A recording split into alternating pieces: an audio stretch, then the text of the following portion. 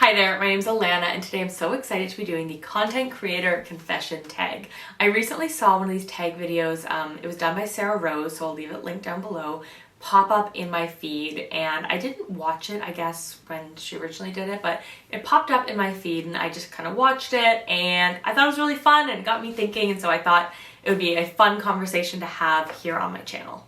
This tag was created by Better Off Red and Cate the Great, so I'm also going to leave their videos and channels linked down below. But yeah, we are going to be getting into some of the behind the scenes talk about YouTube and content creation and what motivates me, and I think it's a really fun conversation to have. So as always, I look forward to chatting with you guys down in the comments below. If any of this sparks an idea or a conversation that you want to have down in the comments, you know where to find me, and without any further ado, let's get started.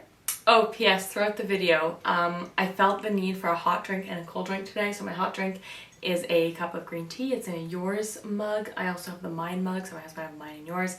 And then I have a Diet Coke in my Starbucks tumbler. So maybe we'll do a thumbnail like spilling the tea. Okay, so just a quick reminder before I get started. Obviously in this video, we're going to be talking kind of behind the scenes content.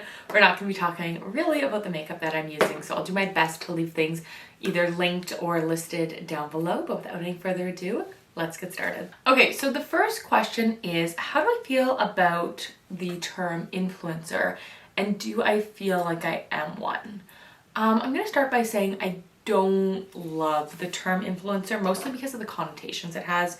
It, you know, as someone who, I have a full-time job, right? So being an influencer is not my primary identity or primary role in life. I work full-time. I know I've shared kind of bits and pieces and hints about this, but I do have a full-time office job in a career I'm, in an industry I'm really excited about, that I've worked really hard to get there.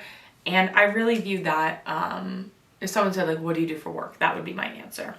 And so for me, this is more like a very fun, significant, enjoyable, almost like a profitable hobby, if that that makes sense. So anyways, how do I feel about the term influencer? I don't love it. Mostly because most people just hear influencer and I think they think of vapid women on the internet shilling stuff you don't need and stuff that's not very good. And I don't really feel like that is me. That being said, like, what is an influencer? An influencer is somebody with influence. And so in that sense, I guess I am an influencer. But I would say that I generally prefer the term content creator because I think it's a little bit more neutral. So usually that's the term I'll use if I'm speaking to other people. I'll say like, oh, I have a YouTube channel, I'm a content creator. But I don't know, I feel like in some ways in the last year I've sort of made that,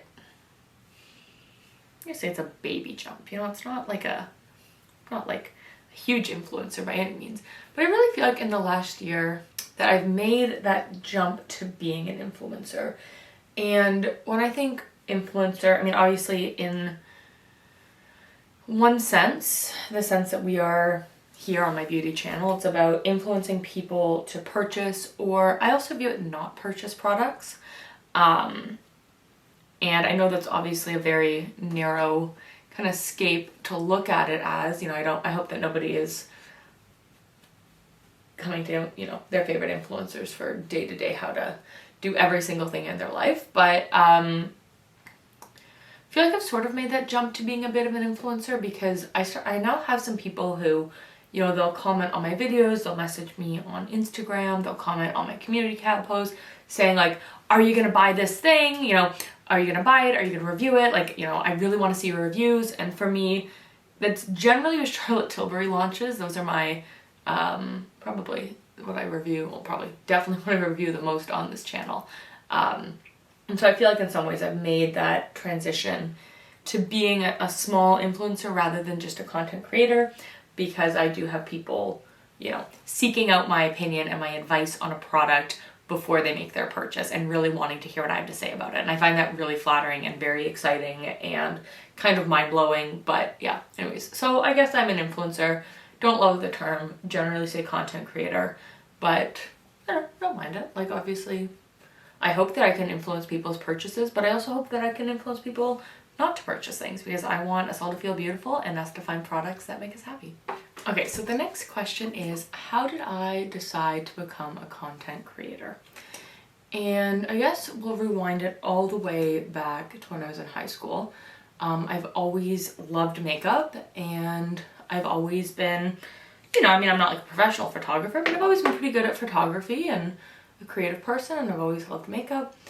And that's kind of one side of me, and then the other side of me is, more professional and, career-minded and, working on all of that kind of stuff that I do. And yeah, so anyways, fast forward to university and even the later parts of high school, I often had friends and acquaintances, they'd compliment my makeup and they'd ask how I did it. And so I just got to a point where I'm like, well, a lot of people seem to want to know how I'm doing my makeup. Maybe I could be a content creator. And like a lot of people, I watched a lot of beauty YouTube and read beauty blogs. And at first I kind of thought I couldn't do it because I was only watching bigger creators who, all looked like supermodels and had perfect bodies and perfect faces and, perfect tans, and just like they looked perfect in every single way. It almost felt like you kind of had to look like a model to be a content creator.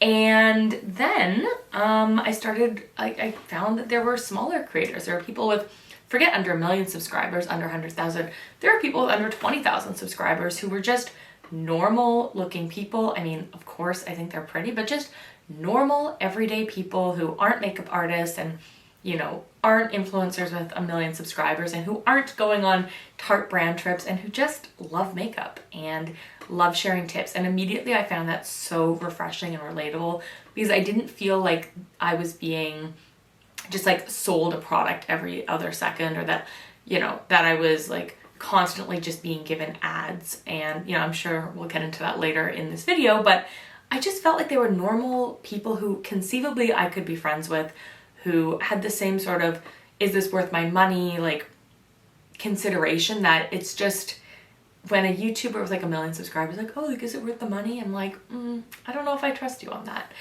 And yeah, anyway, so I realized that I could do it too. I created a blog and I didn't want my face or name or person really attached to it. So I just did these awful little like crop photos or like swatch, on the arm. And that was good for a while. And eventually I got more comfortable with telling people that I had a blog, was a content creator, and started to put my face on it a little bit. But then I sort of quickly made the transition to YouTube, and I still have the blog, I haven't posted on it in years. And I probably won't again, because I've just found I love how much more you can be yourself on camera, and that people can get a sense of your personality and who you are, and it's not just about the makeup. I mean, of course it is about the makeup, but I really feel like I have the opportunity to sort of like make friends in the comments, and it's more attractive. And anyway, so I switched to YouTube. I haven't looked back. And I really just feel like those creativity skills, those, camera skills, photography skills, and of course the makeup skills have kind of given me the tools that I need. I don't know if to succeed is the right term. Like, I don't know how you measure success on here, but it's given me the tools to create content that people seem to enjoy and that I enjoy making. So yeah, anyways, that's kind of how I started as a content creator. Oh, and I'll also add, when I was in university and I started this, I was studying and working in the same industry, and I met my boyfriend, who's now my husband, in that same industry, and all my friends in the industry. And it's an exciting industry. It's an industry I love. It's hard work. It's heavier content. And I was really just looking for a creative outlet. So that was kind of the other part of it, was looking for a place that I could be creative. And I just felt like, kind of YouTube in the beauty space gave that to me. So what is your experience with knowing other creators in life, good or bad? So for me, it's largely been a good experience. And I'm going to tell you about it as I apply my blush. For me, it has largely been a good experience. Probably the best part of it is the real life friends I've made. So, a number of years ago, pre-pandemic, especially when I especially when I was going to more events, especially in Toronto, I would just kind of bump into, the same set of girls at different events, and you know, you'd kind of chat, and sometimes, you know, you'd click, and sometimes, you know, like, people were never mean. Like, sometimes you just don't click with people, right? But sometimes you would and do, and, you know, you kind of have the same sense of humor and already have a common ground as a content creator. And so I met this one girl, and we just went to a lot of events together, and I felt like our content, it's different, but I felt like we were both more like girl next door who likes makeup rather than like makeup influencer. Like, you know, this was in the times of like, you know, I know glowy makeup is the trend today, but when I was starting, it was very much the double cut crease and bold colors and baking and contouring, and I just felt like we weren't as into that. And so that's how I met my friend Madeline. And fun fact, I'm actually, these earrings, I'm wearing them, she made them. She has like a little side business selling jewelry as well. Incredibly talented. Just a really wonderful friend, and I met her through influencer events, and you know, we hang out frequently, and sometimes we make content out of it and sometimes we don't. And I've met there's some other creators who I've met, you know, especially in Toronto, some other creators I've met, and you know, for the most part they're really nice. Like, you know, sometimes I'll meet that person and then I'll see like what sponsored content they're doing. I'm always like, does that really fit? But at the same time, it's like, whatever, you know, you do you. You know, and I've met some girls from the US, especially through Ipsy, and that's always been really fun because, again, just it's nice to meet people who, you know, have the same problems that you're having. And we're going to get into it. There's some other questions where this will come back to it. You know, or having the same highs that you're having, or, you know, the same lows and the same interests. And so, yeah, honestly, it's been a really great experience for me. Once or twice I've met, you know, like the mega influencers. Those people, I was going to say those people aren't my cup of tea. This is my cup of tea. It says yours, but mine and yours that. Anyways, the mega influencers aren't really my cup of tea. And for me, at the end of the day, it's like, I don't find them relatable. Like, our lives are not the same. You know, it's just different lives. But, you know, for like mid-sized creators, I'm like, hi bestie. Okay, so the next question is, do you accept sponsorship and how do you feel about them? So I'll start by saying, yes, I do accept sponsorships. I've actually just accepted very recently, like the product just arrived. I just accepted a sponsored campaign on TikTok, which I'm really excited about. I haven't really done a ton of sponsored TikToks, but I'm really excited about the brand and the opportunity. You know, and I'm not opposed to making some extra money, but it is a product that I think my audience will. Oh, I'm not getting the powder in my nose. 1 second. Let's not talk while I do this step because it's not gonna work. Okay, that, I love this loose powder, but that just went right up my nose. So yes, as discussed, I do accept sponsorships and I feel great about them. But what I'll say is I get offered like a lot of sponsorship opportunities, more than you'd think for a channel my size. Let's add some more highlighter. But I reject most of them because, one, sometimes I'll get emails like, "Dear Classy," and I'm like, you've clearly not watched my content if you think my name is Classy. I mean, you know. And anyways, I'll get a ton of potential opportunities, but the first thing I do before I even respond is I do a really quick sort of, is this brand legit test? So I'll check their social medias, I'll check their website, and it's hard to explain exactly what I'm looking for because it's not about having a certain number of followers, but it's like I'll look at their tagged photos and see like, are people who aren't influencers tagging them? I'll look on their website and I'll be like, is the copy, like, does it feel professional? Does the website feel professional? And I know obviously a company could fake all of that, but I do a first round look, especially if it's a company I haven't heard of, just to say, does it sound legit?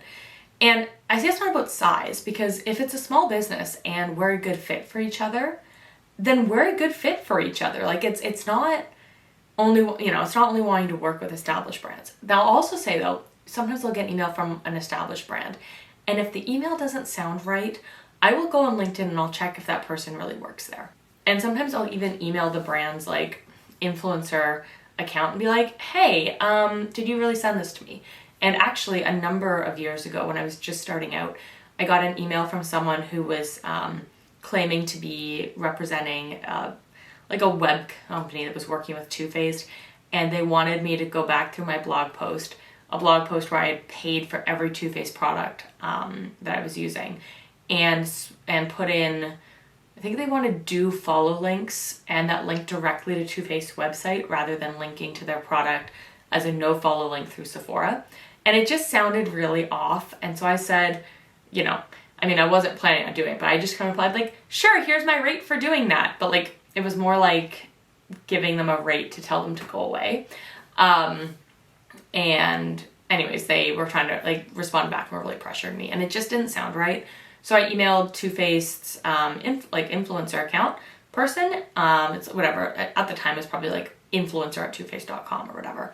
And I emailed them and I described the situation. I said, hey, is this legit? Like I'd be honored to work with you guys, but this doesn't feel right. And they said that wasn't them. Thank you for bringing it to their attention. And then they said, are there any products we can send you?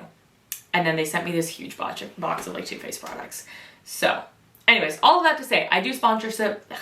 All of that is to say, I do sponsorships. I think sponsorships are great. You know, if I look at the amount of hours that I put in every single month on YouTube versus the amount of money I make, I don't think that I'm cracking minimum wage yet.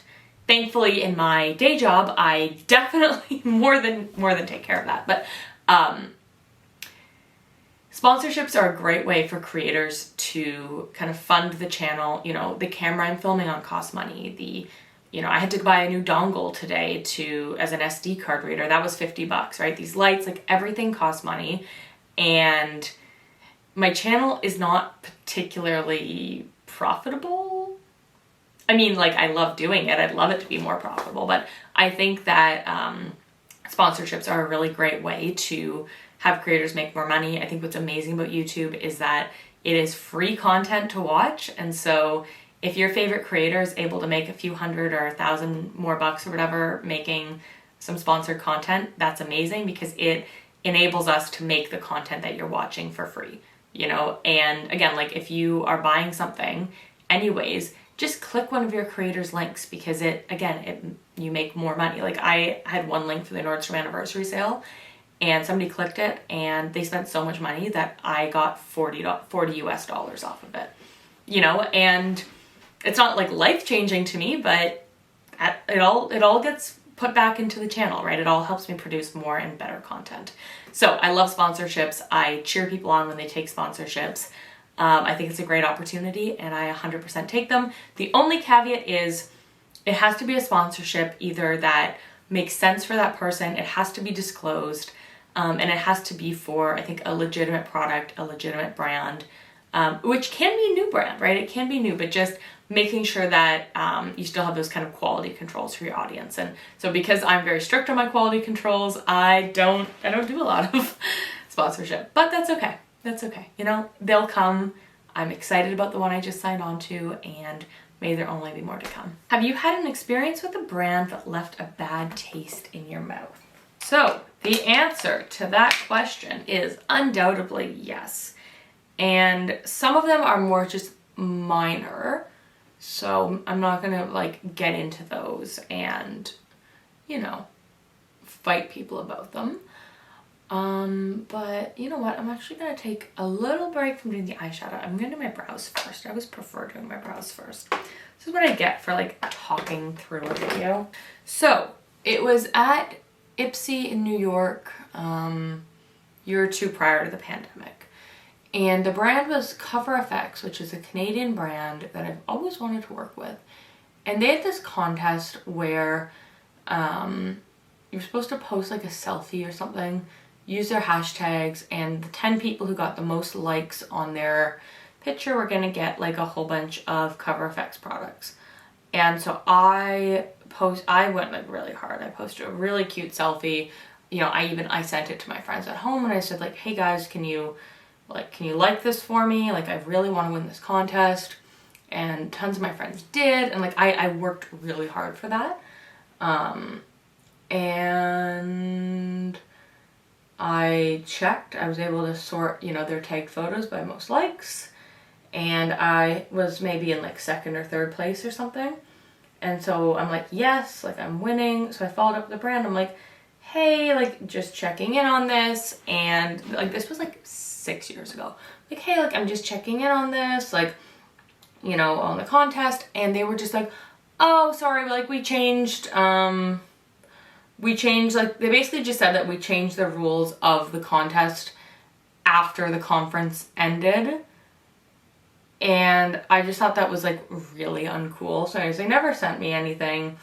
They never sent me, they never announced the winners. Like it was just, the whole thing I just found really, really off-putting. And honestly, to this day, I have not purchased a single product from CoverFX. I think I have one CoverFX product in my makeup drawer, and it's only because I got it as a product that I couldn't choose in an Ipsy bag like a while ago. And so yeah, anyways, that was my one really, really bad taste in my mouth. Everything else, like if a brand has done something, you know, like with me personally that I don't love, like maybe they're, you know, if I've reached out for PR and they're like, oh, like, you know, not right now, or if I've reached out to a brand about PR and like maybe they send me like half a collection but not a full collection, I'm always like, you know what, like yeah, I would have loved to have gotten the full collection, but obviously I'm a smaller YouTuber, and you know, that's okay. Smart business decision for them. But the CoverFX thing, it really pissed me off. Because like it just, to me it was just wrong and unethical. And so now I don't shop from them. So yeah, how's that? I think that counts. So number 6 is, how do you deal with negative comments? And I'm going to start by saying that there are some comments that, like there's different kinds of negative comments, right? There can be a critical comment, and sometimes it's not fun to receive critical feedback on YouTube, you know, from people. Sometimes it's not fun. But sometimes that critical comment is right and is helpful information for me to make better future videos. And I'm going to get into that in a second. And sometimes the comment is just mean. So let's start off with a comment that is critical, but they're not wrong. For those ones, so first of all, I've responded to nearly every comment. Sometimes I miss some, but for the most part, if the comment is critical, I might just say like, thanks for watching. And then honestly, some of those comments will live rent-free in my mind for years, months, weeks, whatever. And so yeah, so sometimes with the comment, like I've had some comments basically say that I take too long to get to the point, and yeah, they're not wrong. And so for that, what I've tried to do is when I'm editing, I try to be a little harder on myself and just think, is this really useful information? And one of the ways that I've sort of gotten around my chattiness is I film some videos like this where I feel like I have license to talk as much as I want. And then for my reviews, I really just try to stick to the product. And so that kind of comment, it's not fun to hear, but it is helpful, right? So things like that I will try to work in. Sometimes I'll get like a mean comment. Like I got this one really mean comment.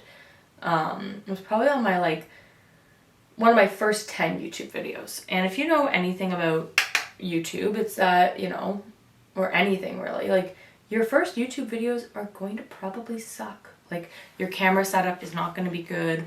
Like you're not going to be comfortable in front of the camera. You're going to be starting and stopping, and it's just not going to be good. You're not going to be a good editor. And she didn't like the poses I was making. I was trying on lipstick, and she didn't, like I was doing just some little like, yeah, I don't know. Looking back, yes, they were silly. But she just made a comment. She was like, you know, basically just told me that it was like weird and I need to work on finding my own voice. But it was like just said really meanly.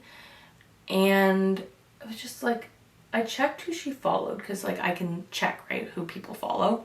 And this lady only followed accounts with like probably 1 million+ subscribers. And so yeah, anyways, if it's a really mean comment, I can also check how many comments that person has left.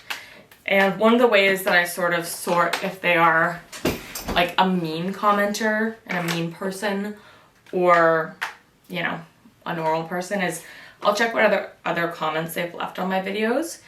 And I had this one lady who commented on like 4 of my videos in a row with something mean. And I'm just like, why are you watching me? Like, if my videos are this awful, why are you watching? Like, watch anybody else. You can click away. By agreeing to watch my video, the minute you don't like it, you don't have to watch. It's an amazing thing about YouTube. And so for that, I'm just like, I'm not responding, you know? I'm not really interested in, I don't really block people, but I was like, I'm just not responding because, you know, you are not a nice, happy person. And on my channel, I just want to deal with nice, happy people. You know, people who appreciate that I make free content in a spare room in my house, and I purchase much of the makeup I review for our collective benefit. And I don't know, I feel like most of my people appreciate me. And she didn't. So anyways, I don't block people. Maybe if someone said something like, you know, really personally cruel, I might. But, you know, you can watch my content, but like, I'm not gonna comment back to you and thank you for commenting. Whereas like if someone generally has nice things to say on my video, but maybe they left like a critical comment or whatever, like on one video, I'll just say like, thanks for watching. And it, you know, works for me. I also, from the first things I do if I get, you know, a negative comment that, you know, kind of, you know, makes me laugh, or what I should say that would cut me deep is one, I just let it make me laugh. And then going back to what I said about having friends who are also content creators, is I message those friends a screenshot and I just say, LOL, like, look what somebody sent me. And then we just all laugh about it, you know? And I assume that if you need to make negative comments on people's videos on YouTube, I just assume that you have a really shitty life, you know? And I just assume that you are not a happy, well-adjusted person, and that you are just looking for a way to hurt someone. So I don't really let it get to me. I'll also say, like, you know, you kind of have to let, you know, it comes with the territory. I love this cup, by the way. You know, it kind of comes with the territory because, like, I'm posting content out there. Anyone can watch. Anyone can say anything. What is my biggest pet peeve when it comes to comments? I don't know. I think it's kind of just people who forget that this content is... I cannot talk while I do this. People who forget the content is free and, you know, are expecting faster and faster turnaround times, or who are expecting, also like people who tell you that, you know, something doesn't look good on you when you've already explained that you don't like the product because it doesn't look good on you. It's like, yeah, this is a review channel. Sometimes we review bad things. We don't know they're bad when we bought them, but they've clearly become bad, and so we review, you know? But we only found that out because we tried. My other pet peeve for comments, and to be clear, I actually genuinely appreciate like all the comments I get. What is your favorite part of being a content creator? I would say that it is the community. Like, I love, like, getting a comment literally makes my day. I love commenting back and forth with you guys. Yeah, I'd say that's like the number one part. And I also just love how many products I get to try. Like, it's not that it's about getting like piles and piles of PR, but I love getting to try a product that maybe I wouldn't have purchased for myself and then falling in love with it. I'm like, I can only do that because I'm a content creator. So I'd say there's two things together. What is your least favorite part of being a content creator? Maybe it's the maybe it's the odd negative comment. I think it's also kind of people, like, they hear influencer and they, you know, they think it's more than it really is. Yeah, I don't know, maybe it's just like the perception that, you know, of being a content creator. But overall, it's a pretty great gig. I mean, I love it. I enjoy it. It's a lot of fun for me. And if it wasn't fun for me, I wouldn't do it, right? Like, this is a hobby for me. And I do this because I enjoy doing it, and if I didn't enjoy doing it, I wouldn't do it. Do you edit your own content, and if so, do you enjoy it? Yes. Yes to both. I edit my own content and I enjoy it. There are some types of content that I don't enjoy editing, and that would be vlogs where there's like a ton of moving pieces, which is why I still haven't posted one of the vlogs from my trip, sorry. But yeah, I do it. I do it myself. I enjoy it well enough. Generally speaking, I find it relaxing. And I just don't really think that I would want to work with an editor because, one, my channel's not big enough to support like paying people for services.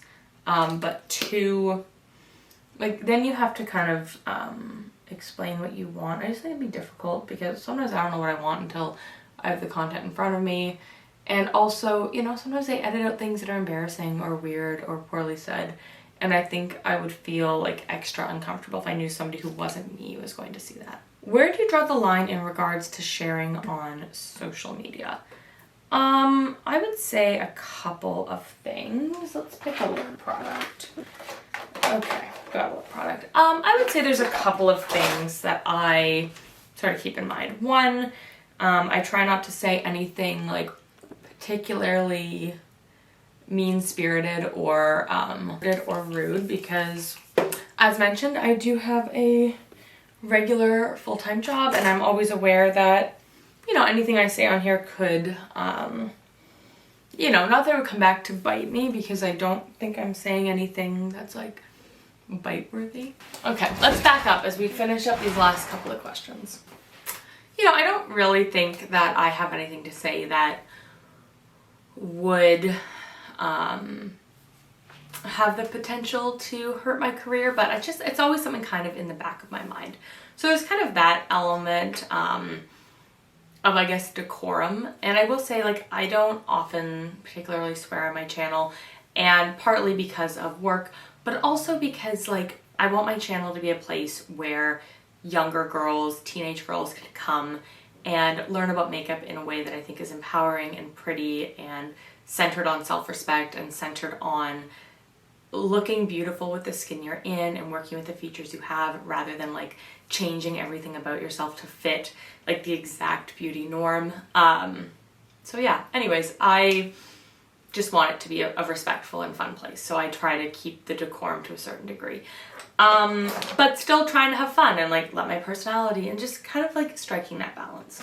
From a more safety perspective, I don't share pictures of the front of my house. I don't share like, I mean, obviously my address, but I don't share even what neighborhood I live in. I share general terms about where I live. And I'm sure that people could, you know, piece together, you know, approximately a neighborhood. I don't share like exactly what an everyday routine would look like. You know, I just try to do things like that to keep myself safe and my home safe. And obviously my cat's safe. So yeah, I think that's where my line is more so.